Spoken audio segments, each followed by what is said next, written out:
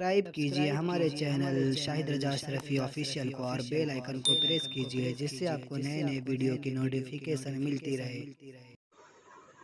تو ناظرین السلام علیکم ورحمۃ اللہ وبرکاتہ۔ آج کا بیان حضرت شاکر علی نوری کا بیان رہے گا جس میں ہم جانیں گے کہ 10 محرم کے دن ہمیں کیا کیا کرنا چاہیے اور کیا نہیں، تو پورا بیان ضرور سنیں اور اس پر عمل بھی کریں۔ تو چلیے بیان شروع کرتے ہیں۔ شاید ہی کوئی ایسا مسلمان ہو جو یہ نہ جانتا ہو کہ 10 محرم الحرام کو کیا ہوا تھا۔ تاریخ میں ایسی بہت ساری جنگیں ہیں جن میں سرکار صلی اللہ علیہ وسلم خود شریک ہوئے تھے، لیکن لوگوں کو نہ اس جنگ کی تاریخ یاد ہے اور نہ تاریخ یاد ہے، یعنی جنگ کی ہسٹری بھی نہیں معلوم اور جنگ کی ڈیٹ بھی نہیں معلوم، لیکن ماہ محرم کی 10 تاریخ کی جنگ مسلمان کے بچے جوان بوڑھے سب کو معلوم ہے۔ اس لیے کہ دنیا میں جتنی بھی اس سے پہلے جنگیں ہوئیں اور جس میں خود رسول رحمت صلی اللہ علیہ وسلم شریک ہوئے، ان جنگوں کے اندر حضور صلی اللہ علیہ وسلم کے مقابلے کے اندر کھلے ہوئے کافر تھے، اور امام حسین رضی اللہ تعالیٰ عنہ کی جنگ جن کے ساتھ ہوئی نہیں کہا جا سکتا، لیکن یہ ضرور کہا جائے گا کہ حب دنیا اور حب جاہ کے اندر انہوں نے نواز رسول سے جنگ کر کے اپنی آخرت کو برباد کی۔ ایک درس ہے کربلا کی جنگ سے، اور امام حسین رضی اللہ تعالیٰ عنہ نے 72 نفوس قدسیہ کے ساتھ 22,000 کے لشکر کے سامنے جو اپنے موقف پر ڈٹے رہے، اور ہزارہ کوششوں کے باوجود امام حسین اپنے موقف سے 1 انچ بھی نہ ہٹ سکے۔ اس کی وجہ امام حسین رضی اللہ تعالیٰ عنہ کو کوئی دنیاوی لالچ نہیں تھی اور نہ کوئی عہدے کی لالچ تھی۔ بس ایک جملہ عرض کروں گا، اسے ذہن میں رکھیں۔ امام حسین ہمیں سیدھے راستے پر چلانا چاہتے تھے۔ 2 کیریکٹر کربلا کے اندر تھے، 2 کردار کربلا کے اندر تھے، ایک قرآن کے خلاف والا کیریکٹر اور ایک قرآن کی فیور والا کیریکٹر۔ قرآن کے خلاف والا جو کیریکٹر تھا اس کے پاس فوج تھی، پیسہ تھا، اقتدار تھا، اور قرآن کی فیور والے جو تھے ان کے پاس بظاہر کچھ نہ تھا، لیکن تھے وہ نوجوانان جنت کے سردار، اور کم تعداد کے اندر تھے، کوئی بڑی فوج بھی نہیں تھی۔ پروردگار نے بتا دیا حق پر رہتے ہوئے اگر چند افراد بھی تم رہو اور ثابت قدم رہو تو مٹانے والا تو مٹ جائے گا، حق کبھی مٹ کر کے نہیں رہ سکتا۔ آج یزید کا نام اچھے الفاظ سے کوئی لینے والا نہیں ہے، ہاں چند اہل حدیث جو ہیں وہ یزید کے لیے اچھے نام اور اچھے الفاظ کا استعمال کرتے ہیں، لیکن آپ اگر دیکھیں تو میرے پیارے آقا صلی اللہ علیہ وسلم کے پیارے دیوانوں، لوگ اپنے بچوں کا نام حسین رکھنا پسند کریں گے، غلام حسین رکھنا پسند کریں گے، لیکن کوئی یزید رکھنا پسند نہیں کرے گا۔ تو آپ جانتے ہیں کربلا کا سانحہ اور کربلا کی پوری حقیقت، میں آج اس پر روشنی نہیں ڈالوں گا۔ آپ یقیناً آج کی رات اور کل کی رات میں جو مجھے سننا چاہیں وہ باندرا آ جائیں، اور باقی آپ حضرات نہ پہنچ سکیں تو یوٹیوب پر اور دیگر علماء اہل سنت کی تقاریر کے ذریعے شہادت کے واقعات کو آپ سماعت کر سکتے ہیں۔ مجھے آج بتانا ہے کہ اس 10 محرم کو ہم کو کرنا کیا ہے۔ یہ تو آپ اور ہم آج تک سنتے چلے آئے کہ 10 محرم کا روزہ رکھنا چاہیے اور 9ویں اور 10ویں کا روزہ رکھنا چاہیے، اور خود حضور صلی اللہ علیہ وسلم اس کا اہتمام کرتے تھے، اور بڑی فضیلت بھی اللہ کے رسول صلی اللہ علیہ وسلم نے یوم عاشور کے روزے کی فرمائی۔ ارشاد فرمایا اللہ کی ذات سے امید ہے کہ وہ ایک روزہ پچھلے 1 سال کے گناہوں کو مٹا دے گا۔ میں روزے کے بارے میں تھوڑی سی بات بعد میں عرض کروں گا،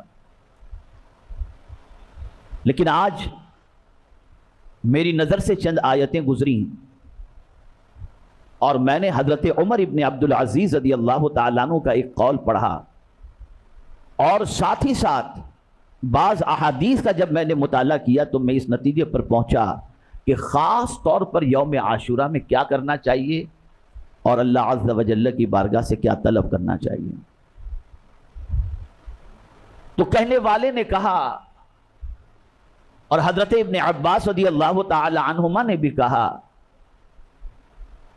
کہ یوم عاشورہ وہ ہے جس میں حضرت آدم علیہ السلام کی توبہ کو اللہ نے قبول فرمایا تھا. اس لیے اس دن کے حوالے سے فرمایا گیا، اور خود مولا علی کرم اللہ تعالی وجہہ الکریم ارشاد فرماتے ہیں کہ یوم عاشورہ میں اللہ کی بارگاہ میں سچے دل سے توبہ کرو، اس لیے کہ یہ وہ دن ہے جس میں تمہارے جد حضرت آدم علیہ السلام کی توبہ کو اللہ نے قبول فرمایا تھا. اسی کو قرآن نے کہا فَتَلَقَّى آدَمُ مِن رَبِّهِ كَلِمَاتٍ فَتَابَ عَلَيْهِ. اللہ نے عاجزی کے چند کلمات حضرت آدم علیہ السلام پر القا فرمائے، سکھا دیے، اور انہی کلمات سے حضرت آدم علیہ السلام نے توبہ کی، اور وہی کلمات حضرت آدم علیہ السلام کی توبہ کی قبولیت کا ذریعہ بنے. اب وہ کلمات کیا تھے؟ وہ کون سے کلمات تھے جس کی وجہ سے حضرت آدم علیہ السلام کی توبہ کو اللہ نے قبول فرمائی؟ تو فرمایا وہ کلمات یہ تھے ربنا ظلمنا انفسنا وان لم تغفر لنا وترحمنا لنکونن من الخاسرین.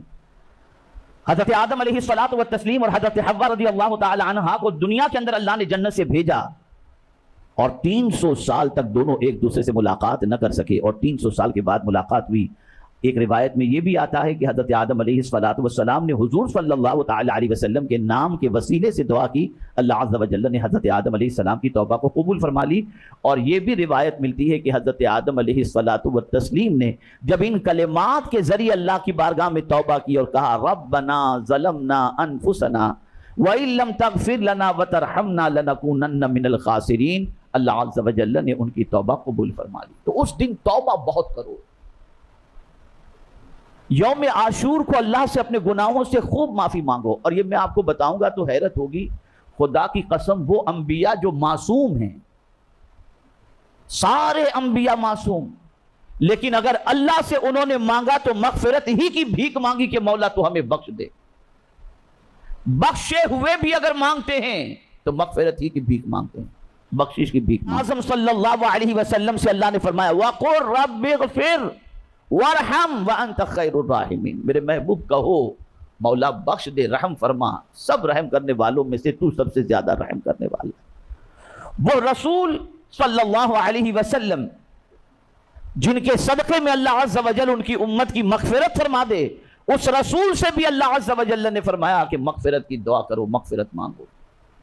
ہم مال مانگنے میں سے اور دنیا کے جھمیلے کی نجات کے مانگنے سے فرصت نہیں پاتے کہ ہم اللہ کی بارگاہ میں معافی مانگیں. اور یہ مغفرت کی دعا حضرت آدم علیہ السلام نے بھی کی. ربنا ظلمنا انفسنا وَإِن لَّمْ تَغْفِرْ لَنَا، اگر تو ہم کو نہیں معاف فرمائے گا، اللہ اکبر، خطائے اجتہادی تھی،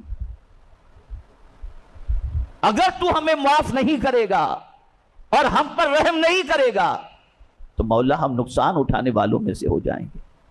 میں حیران ہوں یا اللہ، جن کے دامن سے وابستہ ہونے پر اللہ گناہ معاف فرما دے، وہ معصوم تو مغفرت کی دعا کرتے ہیں، اور آج امت مسلمہ کا حال یہ ہے کہ اسے مغفرت کی دعا کا خیال ہی نہیں. بخشش بہت بڑی نعمت ہے، بخشش مغفرت بہت بڑی نعمت ہے. اللہ اگر معاف فرما دے تو سمجھ لو بیڑا پار ہو گیا. اور اسی لیے حضور صلی اللہ علیہ وسلم نے تعلیم بھی فرمائی کہ دو مومن جب آپس میں مصافحہ کرتے ہیں اس وقت کیا پڑھنا چاہیے؟ یغفر اللہ لنا ولکم، اللہ تمہاری بھی بخشش فرمائے اور ہماری بھی بخشش فرمائے. اور سرکار فرماتے دونوں کے ہاتھ جدا ہونے سے پہلے اللہ تعالیٰ دونوں کی بخشش فرما دیا کرتا ہے. اگر وہ بخش دے مطلب یہ ہے کہ تم سے کوئی سوال نہ پوچھے، تمہارا احتساب نہ کرے، تمہارے گناہوں کو معاف فرما دے، تو اس سے بڑی نعمت کیا ہو سکتی ہے؟ ورنہ وہ اگر پوچھنے پر آ جائے تو ہمیں کا کوئی اپنے گناہوں پر اس کی بارگاہ میں جواب دینے کی طاقت نہیں رکھتا. اس لیے اے رسول اعظم صلی اللہ تعالی علیہ وسلم کے دیوانوں، خاص طور پر یوم عاشورہ میں اپنے گناہوں سے بخشش مانگو، اسے نہ بھولنا، اسے فراموش نہ کرنا. اللہ کی بارگاہ میں توبہ کرنے میں ذرہ برابر ہچکچانا نہیں اور اسے بھولنا نہیں. اور ہاں اتنی ضرور کوشش کرنا کہ جب مغفرت کی دعا کرو تو کچھ آنسو نکل آئیں، گلٹی اندر سے فیل ہو، یار میں اتنا اپنے رب کا کھا کر میں نے اتنے گناہ کر دیے، پھر بھی میرا رب مجھے دیتا ہے، میں اس کی نافرمانی کرتا ہوں پھر بھی وہ مجھے عطا کرتا ہے. میں صبح سے لے کر رات تک اس کے ارشاد کے خلاف عمل کرتا ہوں، پھر بھی کھانا بھی دیتا ہے، پینا بھی دیتا ہے، رہنا بھی دیتا ہے، سب کچھ دیتا ہے۔ رو گڑ گڑاؤ۔ بہت سارے ظالم ایسے ہیں جو کہتے ہیں میرے تو آنسو نہیں نکلتے، میں تو بہت سخت دل ہوں۔ سنو، سرکار صلی اللہ علیہ وسلم نے فرمایا کسی کے بدبخت ہونے کی علامت میں سے ایک علامت یہ بھی ہے کہ اس کی آنکھیں خشک ہو جائیں، آنکھوں سے آنسو نہ نکلیں۔ یہ کوئی اچھی علامت نہیں ہے نہ رونا۔ اور قرآن نے تو رونے پر ابھارا، کہا فَلْيَضْحَكُوا قَلِيلًا وَلْيَبْكُوا كَثِيرًا، ہنسو کم اور رو زیادہ۔ اور یہاں ہنسنے سے ہی فرصت نہیں تو روئے گا کیا آدمی؟ اللہ والے پوری پوری رات روتے تھے، اور یوم عاشور کو تو بہت روتے تھے، بہت روتے تھے، اس لیے کہ یہ بڑا مبارک دن ہے، بڑا پاورفل دن ہے۔ اسی دن حضرت موسیٰ علیہ السلام اور ان کی قوم کو اللہ نے فرعون سے نجات دی تھی اور فرعون کو غرق کر دیا تھا۔ یہ دن باطل کی تباہی کا ہے اور حق کی کامیابی کا دن ہے، اور اول روز سے یہ چلا رہا ہے۔ حضرت نوح علیہ السلام کی کشتی جودی پہاڑ سے جو ٹکرائی وہ اسی دن ٹکرائی تھی۔ بہت بڑا دن ہے یوم عاشور۔ ایک دوسرا پیغام، ایک تو توبہ کرنا ہے، اور کثرت سے توبہ کریں، دل سے توبہ کریں، گناہوں کو یاد کر کے توبہ کریں، اور آنسو نکل جائیں تو سمجھ لو کہ اللہ نے بہت بڑا کرم کر دیا۔ تو اس دن خوب روئیں اور معافی مانگیں، اور روزہ ایک دن کی بجائے 2 دن کا رکھیں۔ سرکار صلی اللہ علیہ وسلم کو یہودی اور نصرانی کے طریقے سے اتنی نفرت تھی، اتنی نفرت تھی کہ جب سرکار صلی اللہ علیہ وسلم نے دیکھا کہ یہودی بھی یوم عاشور کا روزہ رکھتے ہیں تو سرکار نے فرمایا ہم 9ویں اور 10ویں کا روزہ رکھ کر ان کی مخالفت کریں گے۔ ان کے طریقے پر چلنا حضور کو پسند ہی نہیں تھا، اور اسی لیے قرآن مقدس کے اندر ہے، اور سورہ فاتحہ میں ہم پڑھتے ہیں اہدنا الصراط المستقیم صراط الذین انعمت علیہم غیر المغضوب علیہم ولا الضالین، ہم کو سیدھے راستے پر چلا، ان کے راستے پر جن پر تیرا انعام نازل ہوا، اور ان کے راستے پر نہ چلا جن پر تیرا غضب نازل ہوا۔ اور جو گمراہ ہوئے یہ کون ہیں؟ جن پر غضب نازل ہوا اور گمراہ ہوئے وہ یہودی اور نصرانی ہیں۔ ہم نماز میں بھی ان کے راستے پر نہ چلنے کی دعا کرتے ہیں، اور نماز کے بعد انہی کے راستے پر چلتے ہوئے ہماری زندگی پوری گزرتی ہے، پوری زندگی ان کے طریقے پر۔ اور یہ حضور صلی اللہ علیہ وسلم کے علم میں یہ بات تھی کہ ان کے طریقے پر ہم کتنے چلیں گے۔ اسی لیے سرکار فرماتے ہیں کہ وہ کہیں کی کسی کی طرف جائیں، کسی جانب بھی جائیں تو تم ان کے پیچھے پیچھے وہاں بھی چلے جاؤ گے، یعنی اتنا ان کا فالو کرنے کا شوق امت مسلمہ کو ہے۔ تو ان کے طریقے پر نہ چلو، حضور کے طریقے پر چلو، رسول رحمت صلی اللہ علیہ وسلم کے طریقے پر چلو۔ تو دوسری چیز یہ ہوئی کہ اس دن روزہ رکھو، اور کوشش 10ویں کا روزہ رکھو، اور اگر کوئی شخص 9ویں اور 10ویں کا روزہ نہیں رکھ سکتا تو 10ویں ہی کا رکھے، یا اس کے ساتھ ایک ملا کر 11ویں کا رکھ لے۔ اور تیسری چیز، ایک تو توبہ کرنا ہے یوم عاشور کو، دوسری چیز روزہ رکھنا ہے، اور تیسری چیز میرے پیارے آقا صلی اللہ تعالی علیہ وسلم کے پیارے دیوانوں، خوب صدقہ و خیرات کرنا ہے۔ خوب صدقہ و خیرات کرو، غریبوں کو دو، اس لیے کہ میں آپ کو بتاؤں یہ وہ دن ہے جو مصیبتوں کے ٹلنے کا دن ہے، جو پریشانیوں سے چھٹکارے کا دن ہے، جو تکالیف سے نجات کا دن ہے۔ اب اگر کوئی شخص اس دن صدقہ نکالتا ہے اور اچھی طریقے سے نکالتا ہے تو یاد رکھیں اللہ بری موت سے اسے بچا لے گا، بری موت سے بچا لے گا۔ تو صدقہ نکالو۔ یہاں بات صدقے کی آئی تو میں بتاؤں، اور یہ بات صرف اس لیے بتا رہا ہوں کہ ترغیب آپ کو ملے۔ حضور صلی اللہ تعالی علیہ وسلم جب بھی قربانی کرتے تو اپنی امت کے نام سے ایک قربانی ضرور کیا کرتے، اپنی طرف سے بھی کرتے، اپنی امت کی طرف سے بھی کرتے۔ اتنا پیار تھا اپنی امت کو۔ شب معراج تشریف لے گئے، اللہ نے حضور صلی اللہ علیہ وسلم کو سلام پیش کیا اور فرمایا السلام علیکہ ایھا النبی ورحمۃ اللہ وبرکاتہ۔ تو وہاں بھی حضور نے اپنی امت کو فراموش نہیں کیا، کہا السلام علینا وعلی عباد اللہ الصالحین، مجھ پر بھی سلام، ہم پر بھی سلام، اور نیک بندوں پر بھی سلام ہو۔ وہاں بھی اپنی امت کو حضور نے فراموش نہیں کیا۔ حضور کہیں اپنی امت کو نہیں بھولتے تھے۔ تو ایک بہت پیارا نسخہ جسے الحمدللہ ہمارے گھر میں ہم نے اس قربانی کے بعد سے رائج کیا ہے، یہ سلسلہ شروع کیا ہے کہ حضور کو اپنی امت سے بڑا پیار تھا، تو ہم جہاں اپنے لیے صدقہ نکالتے ہیں، اپنی اولاد کا نام سے صدقہ اولاد کے نام سے صدقہ نکالتے ہیں، ایسے جو کچھ بن سکے روزانہ حضور کی امت کے نام سے بھی صدقہ نکال دیا کہ ہم اپنی بلاؤں کو ٹالنے کے لیے تو صدقہ نکالتے ہیں۔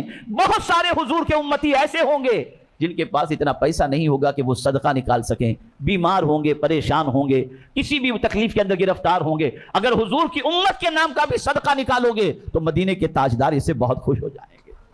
یہ سلسلہ بھی شروع کرو۔ الحمدللہ ہمارے گھر میں روزانہ ہر ایک فرد کے نام کا صدقہ نکلتا ہے، اسی لیے الحمدللہ اب روزانہ بلا ناغہ حضور صلی اللہ علیہ وسلم کی امت کے نام سے بھی صدقہ نکالا جاتا ہے۔ تو حضور کی امت کے لیے بھی دعا کرو اس دن، اور امت کے نام سے بھی صدقہ دو۔ حضور کو اپنے گھر والوں پر فراخی کرو، گھر والوں پر کنجوسی نہ کرو، دو گھر والوں کو اچھی طریقے سے ان کو دو، دل تنگ ہو کر کے نہیں، اچھی طریقے سے دو۔ حضرت سفیان ثوری رحمۃ اللہ تعالی علیہ فرماتے ہیں میں نے تجربہ کیا ہے کہ یوم عاشور کو اپنے گھر والوں پر فراخی کرنے سے، یعنی بہت دل کھول کر ان کو دینے سے اللہ نے سال بھر میری روزی میں برکت عطا فرمائی ہے، تو یہ بھی کریں۔ تو ناظرین ویڈیو اگر اچھی لگی ہو تو ضرور ویڈیو کو لائک کرو، اور ہمارے چینل پہ اگر نئے ہیں تو ضرور سبسکرائب کرو، اور اللہ سے دعا کریں کہ اللہ ہمیں نیک عمل کرنے کی توفیق عطا فرمائے، ہر بلا مصیبتوں سے، پریشانیوں سے، آفتوں سے، بیماریوں سے حفاظت فرمائے۔ تو چلیے ناظرین ملتے ہیں اگلے ویڈیو میں، تب تک کے لیے السلام علیکم ورحمۃ اللہ وبرکاتہ۔ ویڈیو اچھی لگے تو ہمارے ویڈیو کو لائک کریں اور ہمارے چینل کو سبسکرائب کریں۔ شکریہ۔